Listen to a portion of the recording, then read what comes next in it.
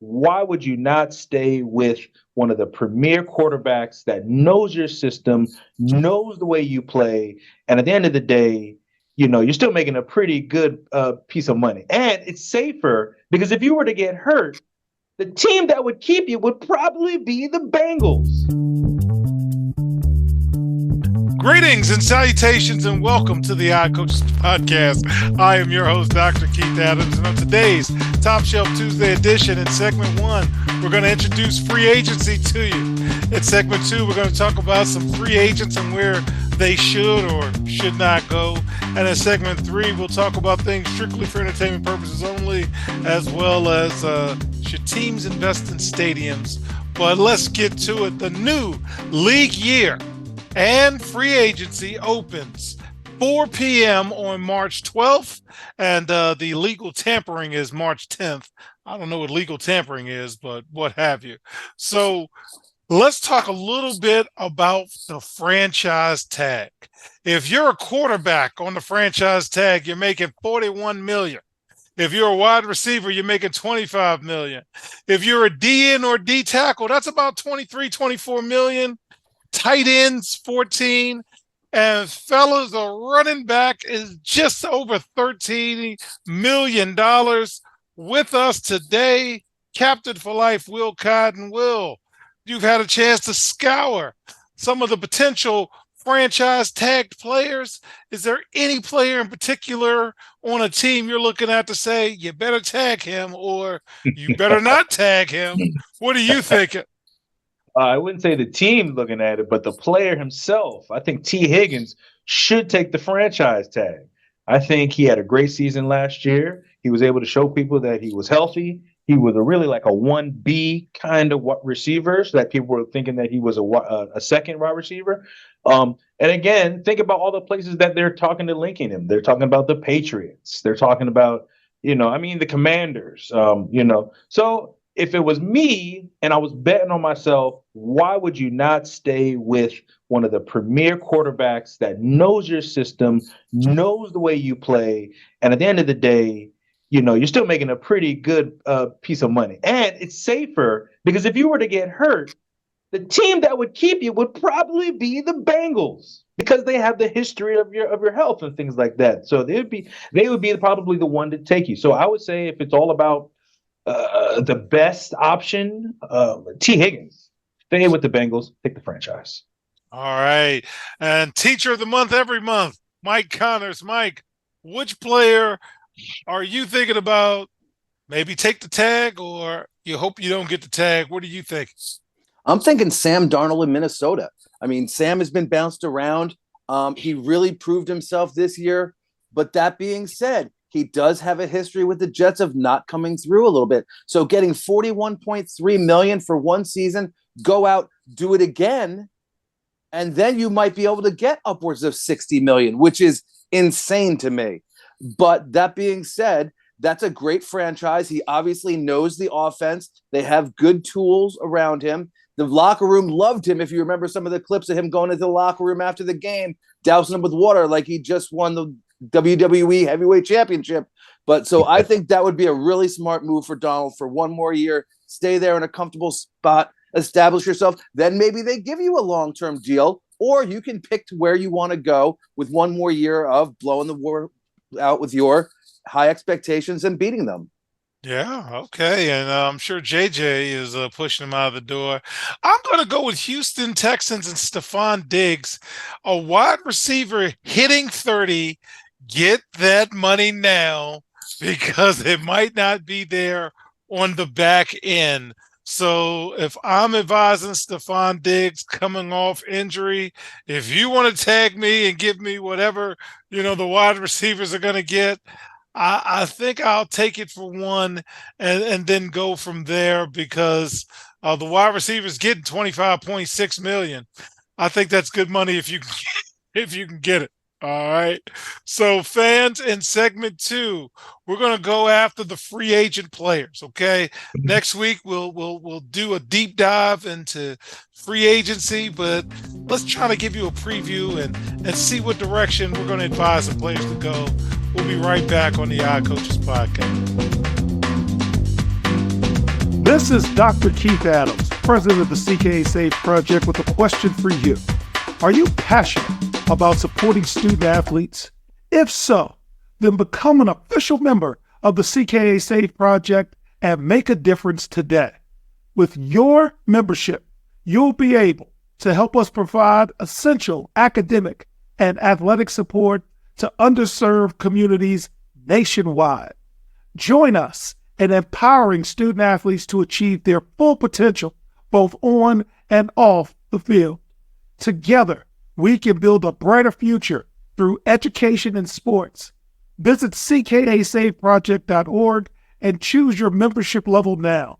$25 is a bronze level membership, $50 is a silver level membership, and $100 is a gold level membership. Be a part of the change. Become a member of the CKA Safe Project today. Welcome back to the Odd Coaches Podcast in segment 2. We're going to talk free agency and some players we're going to follow this season. Mike, is there a player that you're really interested in following this season? One player that really interests me this offseason is Russell Wilson. We all know he had a stellar career with Seattle. He signed a big deal with the Denver Broncos, and it didn't work out real well for him. He came off very much like a diva, demanding luxury boxes, all these things, his own private office, and they won like 3 games in 2 years with him there. And this year with the Steelers, he came through pretty strong for them. They sat a young quarterback in lieu of putting Wilson in, and it worked out well. So I'm wondering if he does sign somewhere else, which one are we going to get? Are we going to get the Russell Wilson that just kind of kept his mouth shut and did his job? Or are we going to get the one who went to Denver and now maybe has that inflated ego again? So he's someone that I really find interesting because there's a lot of older quarterbacks and each one of them have a little bit different background to them. But like Wilson, Rodgers, these guys, are they going to be able to get a job for a year or two and like maybe mentor a new pick? Because that's not a thing anymore. People draft a quarterback in the first round and they want them to go right to work. And sometimes that works, but a lot of times it doesn't. So bringing in someone like a Russell Wilson on a 2-year deal, could that work for a team and see how he does? So, Mike, I got to ask you, since you brought up Russell Wilson and his former coaches in Las Vegas, does Pete Carroll get on the phone and make a call? What would you think?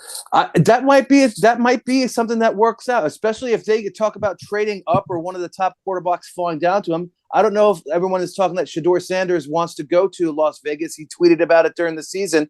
Could that be a way to ease him in? Bring in a Russell Wilson, takes a lot of pressure off Sanders. Okay. We all know that the Raiders love media, so that'd be a great media story. The older successful quarterback, the young stud coming in, larger than life, but no pressure on him. We have a mentor. We're going to work him in. And then it could be this whole season, or it could be 8 games, 5 games, depending on how they do. That'd be a very interesting story to see what happens. Okay. Will Cotton, who are you looking at in terms of free agency? I'm not looking at none of these bums, man. None of these names get me excited. I won't be looking at nobody. I won't be drafting them in fantasy football. I know what they got. I know what they are. I know what they are, and they don't excite me. Aaron Rodgers, great, but past his prime. Kirk Cousins, one of those guys that can't overcome injuries that are pretty big. We'll see what Russell Wilson we get. Probably more Hyde than Jekyll. Kareem Hunt, you're a 30-year-old running back. The clock has ended. You know what I'm saying? You ended the season. You weren't really that effective, and you were getting a lot of carries too. Aaron Jones, another guy. I mean, the fumbles will continue, the injuries will continue, the inconsistency will continue. I would stay away from any of these players in the free agency unless you have an injury and you need an immediate need. I would rather take it with. I'd rather, take it with a rookie if I was the Raiders. I wouldn't even look at any of these guys. I mean, you're not ready to win right now. So I wouldn't jump in there and say, oh, let's get Russell Wilson. Let's pay him money and we'll muddle the wall, play in the middle kind of the season. Yeah. So I would stay away from all those guys. I wouldn't even pay any attention to them unless somebody gets hurt. And then you're like, oh, somebody can jump in. And that person should never be Aaron Rodgers. I'll say that right now. That's it. All right. So one, There will be no Kirk Cousins slander on the Odd Coaches podcast. He has beat the system like nobody's business. 2, Kirk Cousins should probably stay in Atlanta. That's what he probably should do because Michael Penix is still under a rookie deal. So you can, maybe come at a discount, sit in the background. Kurt did business the right way. He's 37. The roles can shift, and you've got somebody good there. Rolls Royce? His Rolls Royce? The roles have shifted. Michael Penix is your quarterback, but to have cool Kurt there, who's not going to cause any issues, he's not going to cause any drama, I think that's a good move for them. Aaron Rodgers, though, now I'm kind of liking Aaron Rodgers. He's 41. He got cast off. He put himself in a bad spot, and now he's got 1 year left probably at a halfway decent rate. Where could he go? Could he go to Pete Carroll, who's Tennessee. 73 himself? Okay. Tennessee. Can he be the bridge at Tennessee? So I don't know, man. I kind of want to see where he's going. Go ahead, Mike. I was going to say Tennessee. I mean, they have some potential, but I just don't see him fitting in down there. That's the thing. I don't know if there's enough spotlight for him in that market. Good. I was in Nashville. But Nashville gets it in, man. I love Nashville. But, the offense kind of works for him.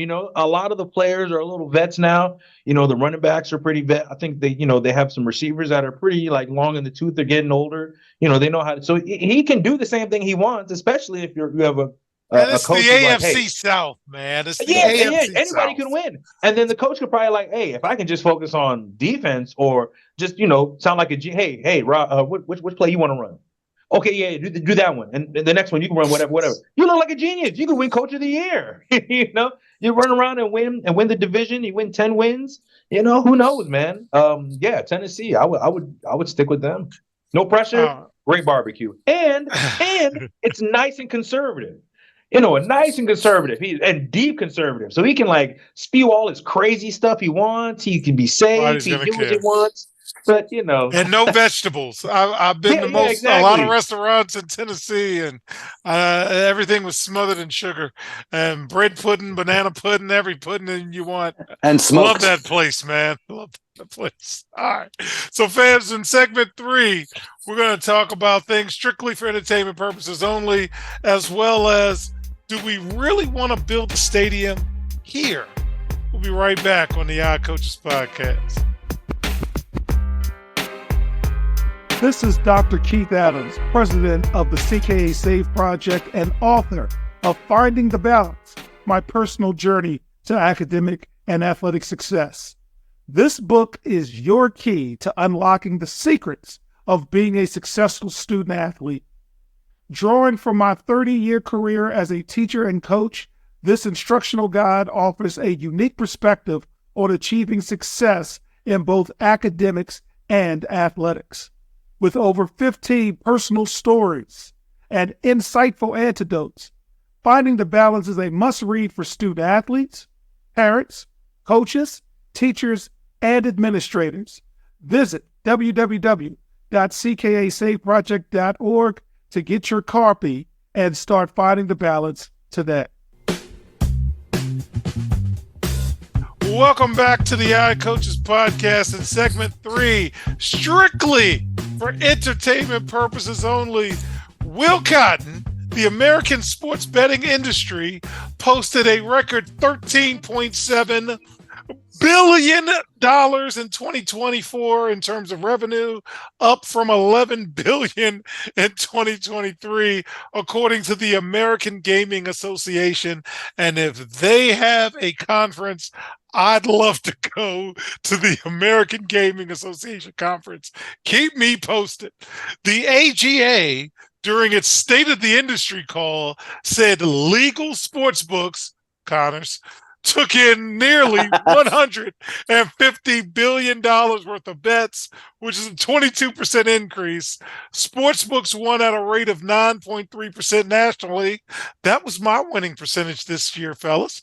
The AGA also reported that in quarter 4, 2024 was the industry's most lucrative quarter, on record at $3.66 billion, which is a 7.3 increase from the previous quarterly record set in quarter four of 2023. This was despite NFL favorites, who are usually more backed by the betting public, winning at a historic rate. Will, if you put it out there, they're gonna bet on it. What do you think about this data, man? Oh, it's true. It's true. You know, I'm not the oldest on the panel, as you guys can see. But I remember you had to walk down the street, man. You have to go to off-track betting, and you have to put your bet in, and there was no, props and things like that, and you just gave the guy money, and then, I had a bookie at one point, respectively, nothing crazy. I didn't get my legs broke or anything like that. But now it's niche. Now it's no longer niche. It's popular. Everyone does it. I mean, grandmas do it. Anybody that you grew up didn't even watch sports grows up, they're doing it now. And the hot word is what? Parlays. Parlay. That's what everybody say. Parlays, baby. Parlay. Parlay and props. That's what everybody, and it's just fun. I think it's super fun. I think it adds another layer of fun for the game, as long as you're not betting the mortgage, or money that you're gonna lose, But if you're putting $10, $5, and you want to see something happen, and you know what happened to me? I put $5 in, enjoyed a game that I was watching, ended up making $750 off of it. It was great. It was a great thing. But the biggest thing has to happen now as it continues to grow. They need to increase their security and surveillance because they want to keep the integrity of the game. And the biggest thing is keep that fantasy that you can win. That's what you have to do. But if you show me that Shohei Ohtani is making his betting, because he talks to LeBron the other day, or guys are betting or affecting the game, scary Terry Rozier, you don't want that stuff for betting, because you want people to bet. But yeah, it was great. I think it's been fun. The last couple of years, it's been legalized. It's been really, really fun, and made games a little bit more interesting. So yeah, I'm excited, and we'll see what happens in the future. All right, Mike, you were around when I made my Wednesday and Thursday trips to Delaware. You remember those things. Now we can do it at the comfort of our own. Hey, I gotta leave this meeting early. I'm going to Delaware. Going across the bridge. What do you think about that data that came in? I was shocked at the number, just because, we all know I make a phone call now and then to make a bet. I don't go online. And they're very small. And I remember growing up, going to a deli in my hometown where all the dads would sit around talking about what games they were going to bet. Then they'd line up by the payphone and take turns talking to the gentleman who would take the bets as wives played scratch-off lottery games. Welcome to New Jersey, ladies and gentlemen. But I'd be interested in seeing some information, like what are the average size bets? What are people betting? Is it $5, $10, or are people betting larger than that? Because I look at betting as promoting the sport, kind of like fantasy football did. Before fantasy football, I followed the Giants and the Jets, and that was just about it, even though I lived in the DC area for a long time. But then we started with fantasy football, and now you're following teams you might not ever followed before, because now I have the kicker from the Seattle Seahawks, and I never followed the Seahawks before, but now I'm going to follow them. Or I have the Arizona Cardinals defense, so I'm going to follow them. So now it's, the spread on this game is 7 points, and, I heard they have a really good quarterback. I'm going to put $5 on the Atlanta playing Jacksonville. So it just opens up the sport, and especially with other sports as well. I know guys who play fantasy baseball that follow baseball like crazy, and I know guys that bet on almost every baseball game or every night, just because I can put $1 here, I can put $1 there. College basketball, same thing. So preach. Yes. All right. So I'm strictly for entertainment purposes only. We say it on the show every week. My bets are $5 to $10, much to the chagrin of the people around me, as I get excited, betting $5 to win $3, and I got $8. My wife's like, "So what are you going to do with the $8 that you won or not won?" Gonna rebet it. But man, I'm excited. I'm watching games. I'm in the group chat. And believe it or not, with my 2 baseball guys on, I'm looking for some season-long bets with baseball. So, hey, as long as you're doing it within your means, more power to you. And the only problem I will ever have is if anybody's betting on preseason football, then you need to go to meetings. Okay. If you're betting on the UFL this summer, you've got a problem. Yeah. I'm not doing that. All right, let's move on. Youth is wasted on the young. The Jacksonville Jaguars has hired former Rams personnel executive James Gladstone as their new general manager, and that was announced last week. Gladstone is 34. Joined the Rams in 2016 as a senior assistant to the general manager, Les Snead. He was promoted to senior assistant to the GM. And after the Rams had some success, he has now put himself in a position for this promotion. Will, you're a young guy out in the market, even though you're about to cross that threshold and you're not young anymore. What do you think about this guy at this time with that resume getting a gig over maybe somebody else? What do you think, sir? I love it, man. I love it. You need to try the youth, man, sometimes. There's always a place and process that has to kind of happen, and I understand that. But if you are the best, if you're the best candidate, it shouldn't matter of your age. I remember when I was 34, which is a couple years ago, I was managing my own house, my own taxes, my own thing, so you have the energy to do it too. I don't know too much about his family life and everything, or the wife and stuff, but mostly have a young kids. So it's very a lot of energetic, keep it going. You're still trying to impress people. I mean, I'm not at the stage in my career where I can be like, all right, I'm still impressing people. I'm still trying to show my best foot, forward, things like that, showing up and things like that. So yeah, it's great. They're gonna get a great employee. He knows how to win. He's familiar with not having like the riches to kind of go through, in one of those elite teams, but it's a good looks, man. I like it, man. I really like it. And I hope more teams look into guys who are in their 35, 40s, 45s. You know what I'm saying? When you start looking at guys who are like 74 and 76, then you're kind of moving backwards. But I love it. I hope they have all the success. And congratulations to the young man.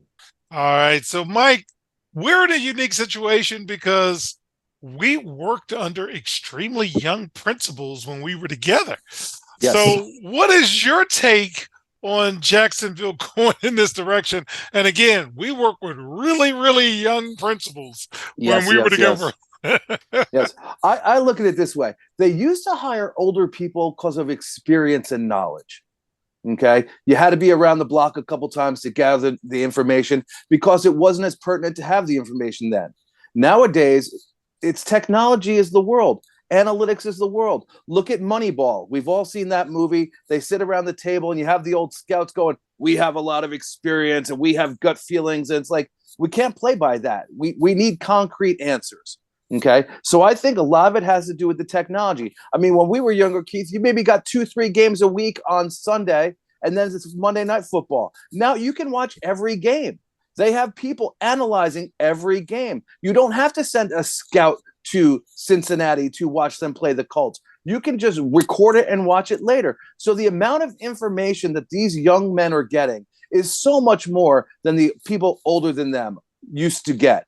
I mean, the internet has just changed the way we do it. The computer algorithms have changed the way we do things. They have a computer program for everything. Is there a little bit of gut involved in it? Absolutely.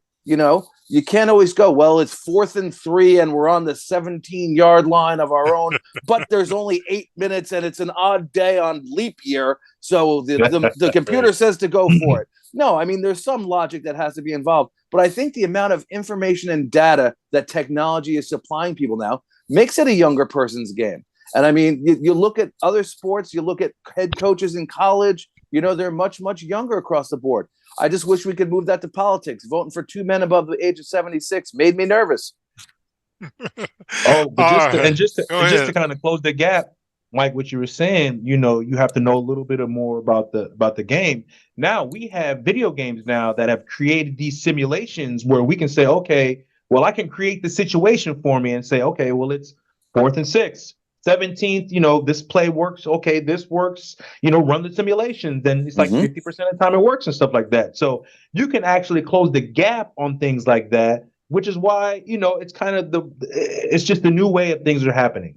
Knowledge is coming a lot easier to people, a lot more accessible. Yeah, and we'll see. We'll see but there will always be that something that you need experience for. There's Oh, always absolutely. something. There's always, it could be Absolutely. minute, but And you know. the other thing that's constantly changing is the business aspect of it. The salary cap, the what we were talking about before with, quarterbacks can get up to 41 million, receivers can get 25 million. That's what drove Nick Saban out of college coaching, because he's like, it's not college football anymore. This is the pros, because they have to take the NIL money in. So there's a lot of different aspects, and I think the younger minds can adjust to that a lot easier than someone who's been doing it for 40 years. I mean, Keith, look at the way things change in the classroom with technology. You have some teachers that embrace it. I mean, I'm doing stuff with AI to change reading levels on assignments. I never thought I'd be able to do that. 10 years ago, that wasn't even discussed. So you have to be able to roll with this a little bit. And a 34-year-old is going to be more apt to use that technology than a 72-year-old Pete Carroll, who knows the X's and O's and knows the gut and knows the percentages in his mind, but he might not know all the numbers of the business aspect of it. Yeah, so I'm living in this world. I'm in my early 50s, and I was at a conference about 10 years ago, Mike, and I think I brought this up in a meeting we had, where a Google executive said, everybody hold up your cell phones, just like I'm doing now for the YouTube. And they said, this is the best technology you have ever seen. And to your students, it's trash. It's outdated already. Mm-hmm. And that really got me years ago to change my mindset. One of the things as a coach I thought I did halfway decent was the fact that I did take stock of what my players thought, said, and I included them in a lot of decision makers. And that's why the joke is Will is the captain for life, because I included him in the decision making when it came time to, hey, how does this work out? Created this thing called Saturday League, which is an opportunity for players to just run a team in their own vision, in their own light.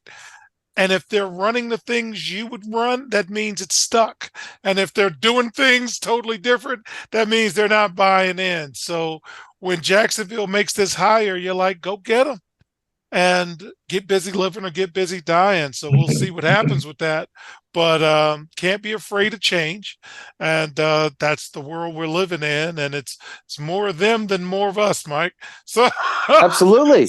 Absolutely. We got to pay attention to them. All right. We got stadium issues, folks. So we want to add the Houston Texans to this fast-growing list of NFL teams looking to make a change. First of all, their stadium is 23 years old. Okay. It is publicly owned. And now they're debating whether to build a new stadium or to renovate their current stadium. You also have teams like the Washington Commanders who are looking to see what they want to do. And when you have newer facilities like SoFi Stadium in California or Allegiant Stadium, which my man Will Cotton's been to, you got Jerry's World, which is one of the finest stadiums I've ever been in. You start to question. So what do you think? Should the public pay for this? Will, we're going through it in our little area here. What do you think about publicly funded stadiums, or nah, man, we're good? Any thoughts? Yeah, we're good. I'm good on that. I'm good on that because you take public money and then you kick out the people from they're supposed to live. No, I mean, and I'm kind of on both sides of it because I wouldn't want anybody to lose their homes in the name of the NFL. I mean, come on. I mean, at the end of the day, what's going to happen is they're going to move all the people out, all the black people out. They're going to put all these expensive shops out, restaurants, and nice things and events and things Walking like your that. dog, gotta walk the dog. Don't forget Oh that. yeah, but I would probably be part of the enjoyment of that. Me and the wife would love to go down by the stadium and go to some restaurants or some music or things like that. So it's a double-edged sword kind of thing. But no, you're a billionaire. You became a billionaire on your own, so now you can pay for your own stadium. It's going to pay for itself. We're going to show up. We're going to pay for the $20, $25 beers and all the crap that we buy and the burgers that we can't. And if we have kids, oh man, you're getting $100, $200, parking, you'll make the money back. And you're not going to spend all your money if you're a real billionaire. Like you find your own, take your own loan or do whatever you do. So yeah, I don't think the public shouldn't have to pay for these things. We support them enough with our own taxes and our own real dollars and our emotionals. Yeah, go pay for your own stadiums. All right, Mike, I got to get the social studies teacher going in you. The Houston Chronicle reported that there's still $1 billion in debt on bonds used to build the NRG Stadium, as well as the nearby Dakin Park and the Toyota Center. And those bonds are not targeted to be repaid until 2056, which could complicate funding a new stadium. You also have been to the Giant Stadium complex, whatever they call it now, the Meadowlands, if it's still a racetrack. So, what are your thoughts on that, with your historical knowledge of stadiums in your time period? I am a former Giant season ticket holder in the old stadium. I have never been to the new stadium. I used to buy a Tuesday night package to go to Yankee games when I was younger. I've never been to the new Yankee Stadium. Stadiums are part of their business, especially in the New York area. I cannot afford to go to a New York Rangers game because the cheapest seats are $230 for the highest ones in the arena. Why? Because it's a corporate event every game. They're building these new stadiums with more luxury boxes to bring in corporations to line the pockets of the owners. It's $55 to park for Giants games. To park. The tickets are upwards of $180 each. Like Will said, if you take your family and your kid wants chicken nuggets, it's $35 for chicken tenders and fries. Someone I was listening to sports talk radio the other day went to a Mets game last season, and it cost him $800 to go to a game in September with his son and two nephews. $800. Now, I don't miss meals. I have a very good job. I'm a teacher. My wife works in education as well. So we have a nice house that we can live in. It's not luxurious, but I can't afford $800 to take my son and his buddies on a Wednesday night to a baseball game. That's absurd to me. Okay. And to buy season tickets is upwards of $4,000 or $5,000 now. And then you put in parking, and then you put in tailgating if you want to do that beforehand, even if you bring your own stuff. It's corporate America. The stadium is not built for the everyday fan anymore. Okay. You can't afford to do season tickets unless you have a very, very lucrative income. So I think if these owners are going to build stadiums, they should build it on their own. And some of them are idiots. I mean, the Giants and Jets built a stadium together in a cold weather area, and they spent $2 billion on it, and it doesn't have a retractable roof. Imagine the events you could have in a 12-month stadium outside of New York City. I mean, they had one Super Bowl there to appease them, and luckily the weather wasn't too bad. But if you put New York into a 5 or 7 year rotation for the Super Bowl and have a retractable roof where you could, I mean, they're having the World Cup final there in the summer, but you could do things all year, concerts constantly. I mean, Giant Stadium already had, or MetLife, whatever the hell they call it now, has concerts all summer. I can't afford to go to them because they're $200 a ticket. But, imagine doing that all year. They'd rake the money in themselves. So they need to plan better, one, if you're going to do things like that. And two, if your bond isn't paid off, my heart does not break for you because you are not forced to buy that bond. Yeah. So for me, what everybody has said here kind of hurts because CKA used to have season tickets to the Wizards, and we kind of got priced out of that. We wanted to get season tickets to the Commanders, got priced out of that too. God bless Bobian for occasionally dropping the ticket prices to the point where we can maybe see a game. Living close to the city, knowing what RFK used to mean to people, and to be able to take the train to the game, that was a big deal. And now I've been in that stadium, been over to Audi Field, been to Capital One Arena. I try not to go anymore because it's a little sketchy down there these days. A little sketchy. Yep. I've been to Camden Yards where somebody said, "Can I watch your car?" And I'm like, "No, you can't watch my car." Well, who's gonna watch your car when you in the stadium? Ooh, got a point there. So, yeah, man, the public is gonna pay for it. You know, the public's gonna end up paying for it because they want the games there, but as a public school teacher and funding's getting cut for everything, it's kind of stinking. Will, any final comments before we wrap up this week, man? Man, it's if it would be easier if you didn't have to rise the prices inside the stadium. We could just have and the Atlanta Falcons owner did that. He actually has he lowered the prices, so now beers are like $9 or $8. Chicken fingers are like $5, burgers and things like that. And he did not miss any money. You would not miss any. I guarantee you, if you made beers not, if they were just $10, not the 20 or or even if they were 6 and 7, you would make billions of dollars regardless. People are going to buy it. It doesn't matter. It kills me that, like Mike says, it cost me, $60 to park. It cost me $400 to get into the stadium. Then I got to spend another $250 on food and we didn't bought a hat or a T-shirt. We didn't got the little banner, no program. And, yeah, and the food is not the best. I mean, you're paying, $25 for chicken fingers. Come on.